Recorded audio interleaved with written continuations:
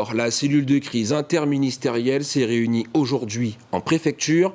Jocinel Gouache, bonsoir. Vous étiez sur place avec Franck Fernandez et des annonces importantes ont été faites, notamment concernant la réouverture des écoles. Effectivement, ouverture des écoles primaires et élémentaires dès lundi prochain. Le comité scientifique territorial, on se rappelle, s'était déjà prononcé favorablement hier à la réouverture des écoles. Les collèges et lycées restent malgré tout fermés.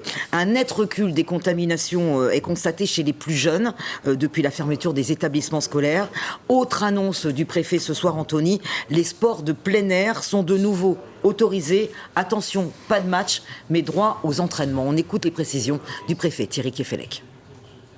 La réouverture des classes du primaire à partir de lundi. Collèges et lycées sont dans la même situation que la semaine dernière. Donc à partir de là, on comprend bien que le retour des enfants à l'école est primordial, car il y a encore un bon mois d'école et un mois dans une jeunesse, c'est toujours très important. C'est aussi ce pour quoi on s'est battu. Les activités sportives de plein air vont pouvoir être réouvertes.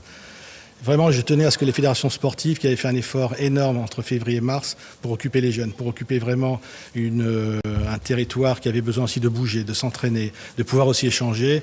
Maintenant, à nouveau, c'est possible. Alors, quelques restrictions, tout ça, c'est vraiment dans la notion du couvre-feu.